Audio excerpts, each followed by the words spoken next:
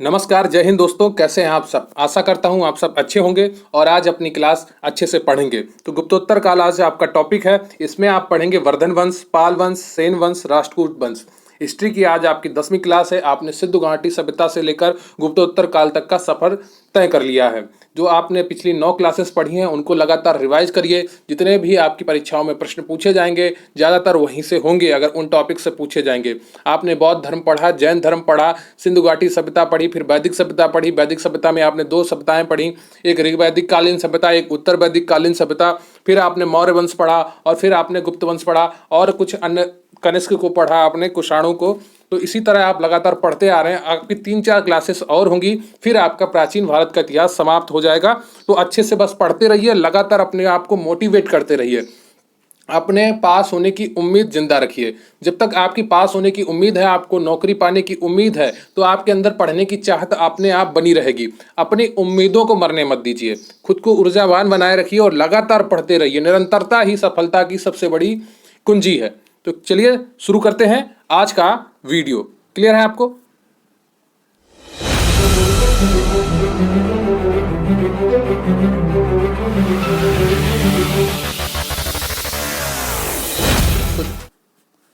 लेकिन उससे पहले मैं आपसे रिक्वेस्ट करूंगा कि आप वीडियो को लाइक कर लें, चैनल पर नए हैं तो चैनल को सब्सक्राइब कर लें। आपके कमेंट बहुत ही महत्वपूर्ण होते हैं हमारे लिए, तो प्लीज़ ज़रूर बताइएगा आपको वीडियो कैसा लगा। और वीडियो के दौरान जो मैं आपसे प्रश्न पूछूं उनके उत्तर भी कमेंट बॉक्स में ज़रूर लिखिएगा। आप हमारे टेलीग्राम चैनल को भी ज्वाइन कर सकते हैं, वहाँ पर आपको क्लासेस के लिंक मिल जाया करेंगे। और प्लीज़ वीडियो अंत तक देखें ताकि आपका कोई भी टॉपिक छूटे ना, कोई भी पॉइंट छूटे ना। परीक्षा में ये महसूस ना हो काश मैंने ये वीडियो देखा होता तो आज मेरा यह प्रश्न गलत नहीं होता। देखिए, एक एक प्रश्न ही छूटता है। हर वीडियो को थोड़ा थोड़ा देखेंगे तो आपका एक एक प्रश्न छूटता जाएगा और परीक्षा में पता चला वहीं से प्रश्न आ गए। तो पढ़ाई को पूरा करिए, अधूरा कुछ भी मत करिए। मेरा आपसे सदैव निवेदन रहता है कि जो काम शुरू करें उसे खत्म करें। ये नहीं कि आज पढ़ा कल नहीं पढ़ेंगे, परसों पढ़ा नरसों नहीं पढ़ेंगे। इस तरह आपकी निरंतरता नहीं बनेगी और आप पढ़ने के लिए कभी भी मन से तैयार नहीं हो पाएंगे। तो कामयाबी पानी है तो लगातार पढ़ें। इससे पहले कि मैं आपका वीडियो शुरू करूं, मैं आपको छोटी सी जानकारी देना चाहता हूं कि हमारे चैनल पर मुख्य सेविका स्पेशल पीडीएफ बैच चल रहा है, जिसका नाम है मुख्य सेविका गरिमा बैच। इसकी फीस 600 रुपये रखी गई थी, लेकिन आपको 25% डिस्काउंट दिया जा रहा है, जो आपके 150 रुपये के बराबर है। मात्र 450 रुपये में आप इस बैच से जुड़ सकते हैं। जी हाँ, मात्र 450 रुपये में आप 40,000 की नौकरी पा सकते हैं। अगर आपको नौकरी पानी है और कोई ढिलाई नहीं देनी है तो मेरा यही सलाह होगी आपको कि आप इस बैच को जरूर ज्वाइन करें और लगातार पढ़ाई को करते रहें। टेलीग्राम पर आप QRC हेल्प सर्च कर सकते हैं इस बैच से जुड़ने के लिए, या आपको डिस्क्रिप्शन बॉक्स में इसका लिंक मिल जाएगा। सभी क्लासेस की आपको PDF प्रोवाइड की जाएगी, नोट्स की PDF दी जाएंगी, आपको 10 फुल पेपर जैसे मॉक टेस्ट कराए जाएंगे और उनका सोल्यूशन भी आपको दिया जाएगा। तो अच्छे से पढ़िए और लगातार मन से पढ़ते रहिए ताकि आपको पढ़ाई कभी कम ना लगे।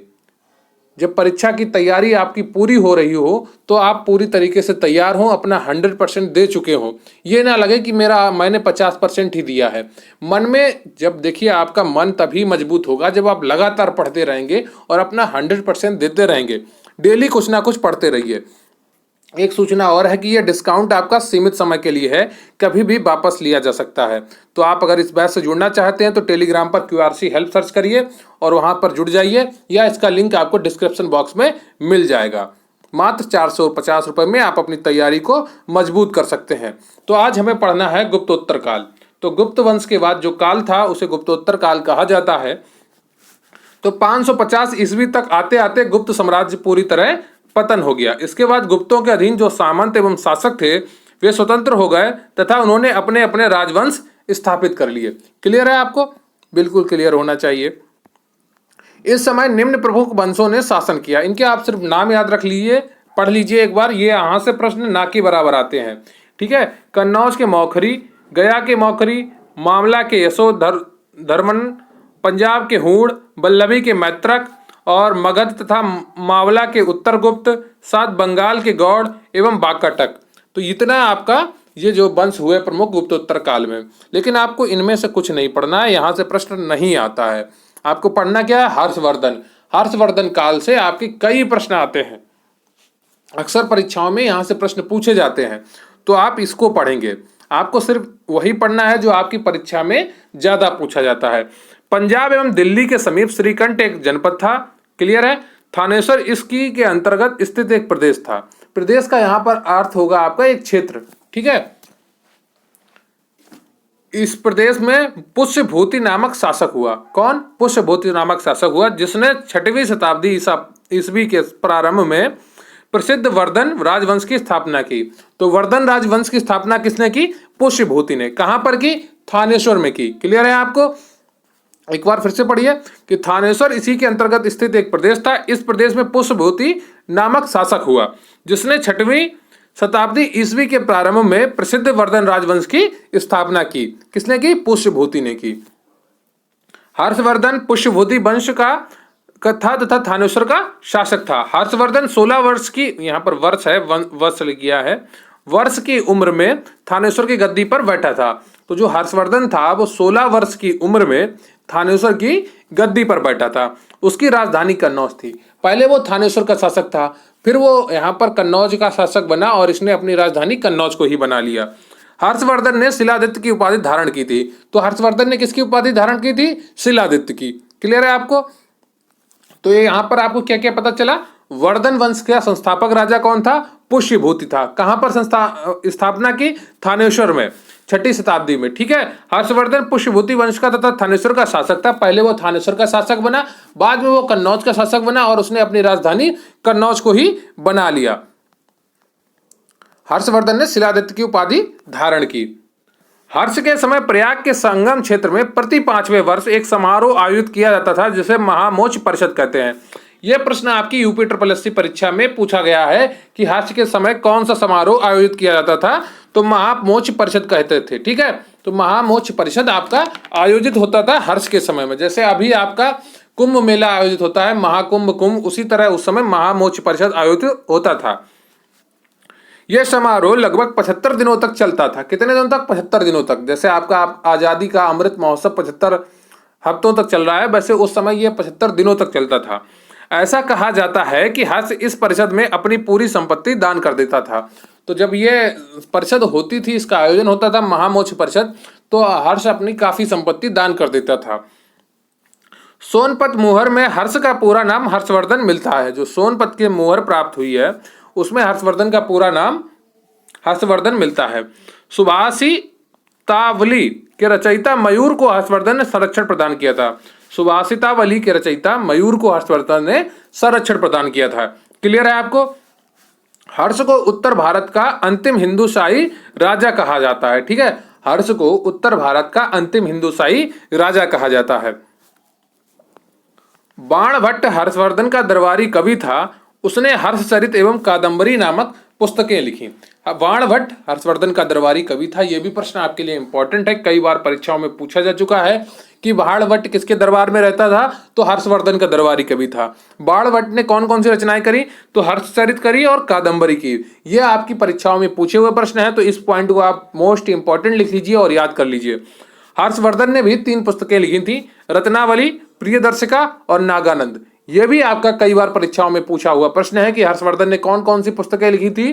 तो रत्नावली लिखी थी, प्रियदर्शिका लिखी थी और नागानंद लिखी थी। क्लियर है आपको? चालुक्य शासक पुलकेशिन द्वितीय के ऐहोल लेख में से भी हर्ष के बारे में जानकारी मिलती है। तो हर्ष के बारे में जानकारी कहां से मिलती है? चालुक्य शासक पुलकेशिन द्वितीय के ऐहोल लेख से। क्लियर है आपको? इस लेख की रचना पुलकेशिन के दरबारी कवि रविकीर्ति ने की थी। तो रविकीर्ति किसका दरबारी कवि था? पुलकेशिन का था। तथा इसमें हर्ष तथा पुलकेशिन के मध्य के होने वाले युद्ध का वर्णन है। क्लियर है आपको?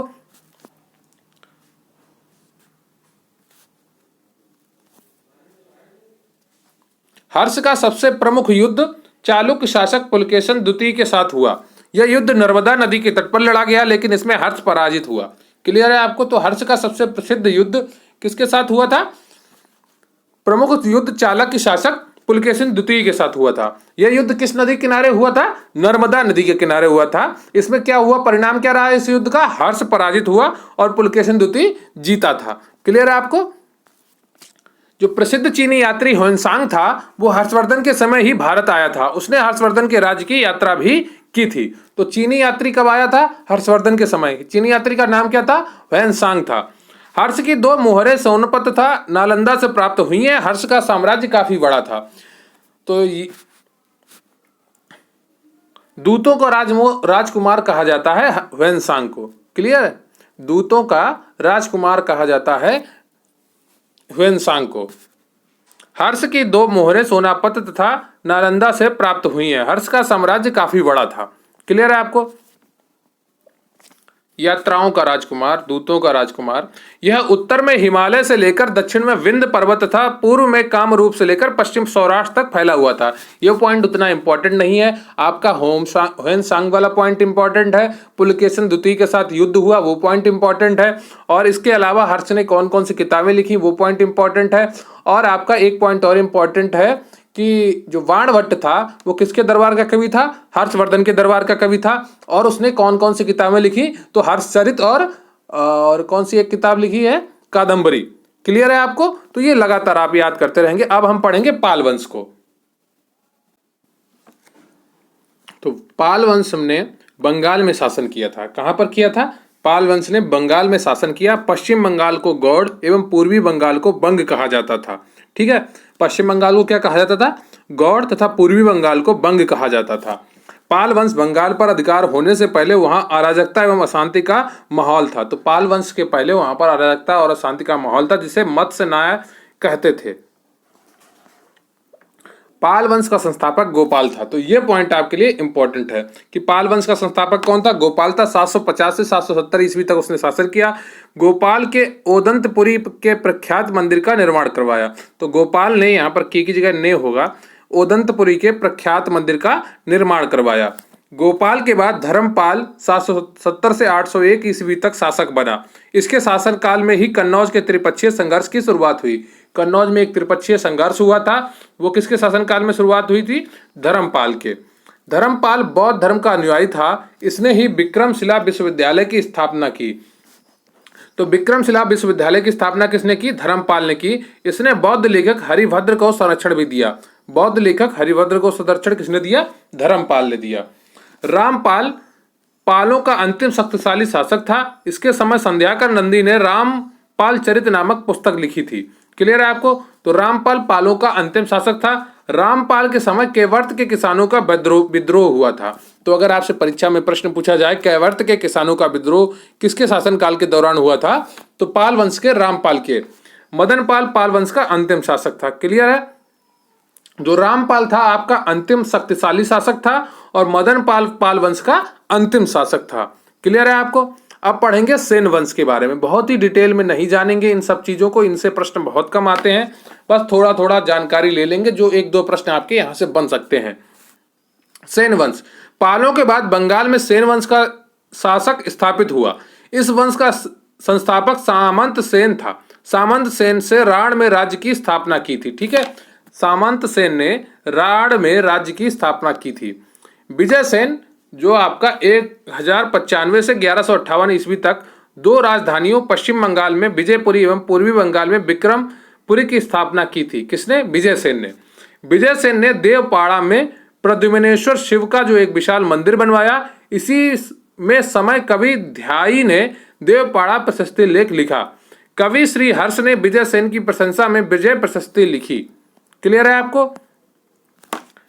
बल्लाल सेन 1158 से 1178 ईस्वी तक एक विद्वान, विद्या प्रेमी एवं विद्वानों का संरक्षक था। उसने स्वयं 4 ग्रंथ लिखे, जिनमें से दान सागर एवं खगोल विज्ञान पर अवधूत सागर अब भी विद्यमान है।